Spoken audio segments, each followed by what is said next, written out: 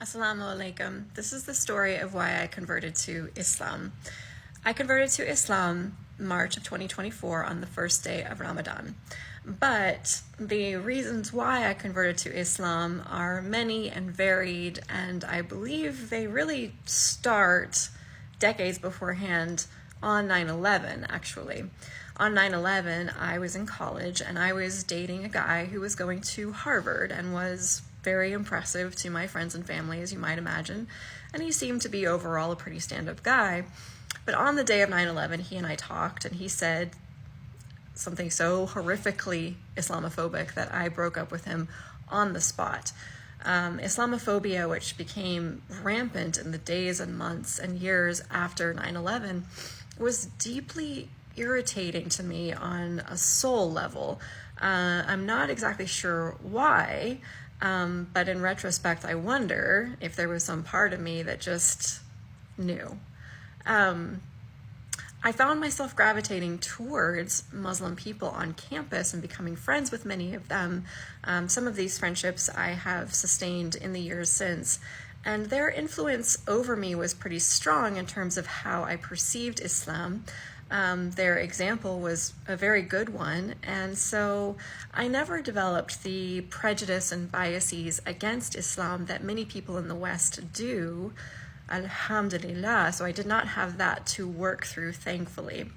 But I was raised Christian, and I did leave the Christian church when I was 19, and I embarked on 24 years of atheism. I would have also described myself as an agnostic. Perhaps that is more accurate, because I was always very spiritually attuned and felt that there was something, maybe not God or the concept of God that I had been raised with, but there was something I felt, which was difficult to reconcile with what I consider more broadly to be not atheism, but kind of an anti-theism. Religion never felt like a safe place for me. It felt like a place of really intense, enforced conformity to the detriment often of people's individual sense of worth and belonging. And that just wasn't for me. But again, I felt that there was something. So fast forward to 2021, the years leading up to my conversion. So from about the end of 2021 to the end of 2023, I went through a series of crises, just absolutely traumatizing events, starting with the unexpected and extremely gruesome death of my brother, followed shortly by my best friend from college losing her fight with cancer. She was one of the best people I had ever known in my entire life. Somewhere in there, my husband was also diagnosed with MS, and his health began to deteriorate rapidly. And there were a bunch of other things that I'm not going to get into that were extremely difficult and put me into a state of deep mourning and deep grief. I felt sort of abandoned by the God that I supposedly didn't believe in. And yet at the same time, I found myself praying, reaching for God, seeking God in desperation, just anything to ground me, to provide some sense of meaning, some sense of security, to make everything that had happened to me make sense. I sought out various healing modalities, various belief systems, everything from paganism and tarot and astrology to Christianity again and Judaism. And, despite the fact that I had never developed any sort of Islamophobic biases, Islam was the last place I thought to look. Now, in this desperation, while I'm, reaching out towards and seeking God and finding myself praying, I remember thinking this is what people do, right?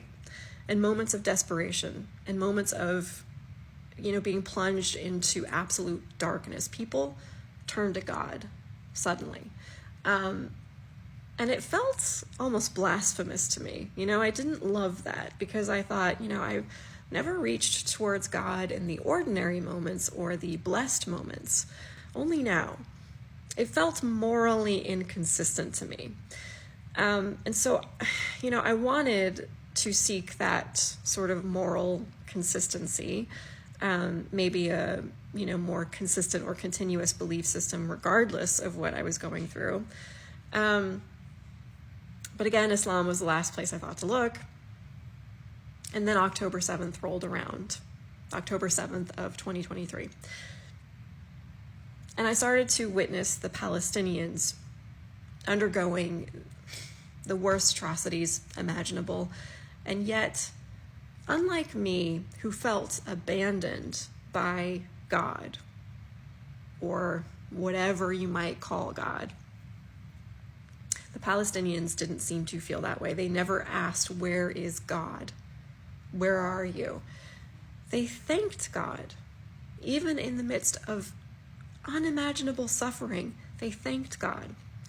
And I thought, this is new. This is different. This is a very different form of grief. This is a resilient form of grief that I am not familiar with. Nothing in my sort of like Western upbringing has exposed me to this kind of grieving. And, I'm used to, again, coming from a, Western, socialization. I'm used to the idea of like good and bad being very separate buckets. We often think that, good follows bad, like the rainbow after the storm, but not that they like coexist or are simultaneous. That's really not a part of our conceptualization.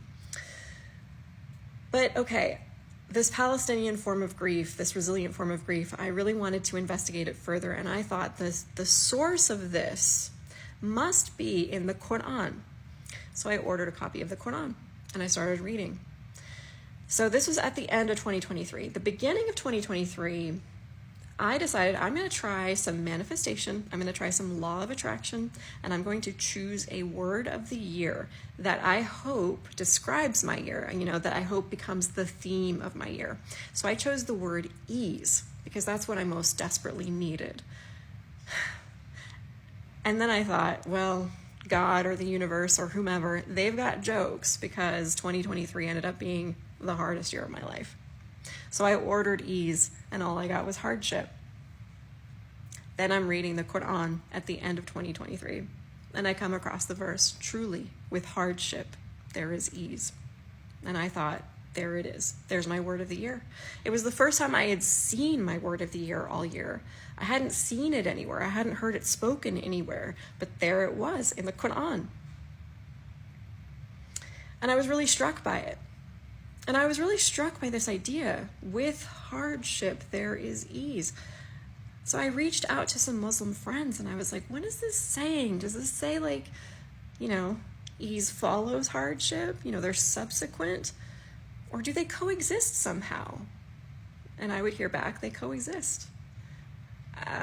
What does that mean? What is that, And then I started to notice that in the Quran conflates good and bad constantly. It's as if there is no polarity. It's as if like a contradiction between the two is an illusion. And then I started to get it.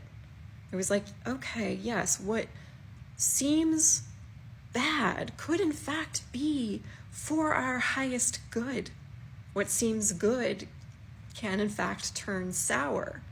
We don't know. We cannot perceive ultimately the outcomes of these things.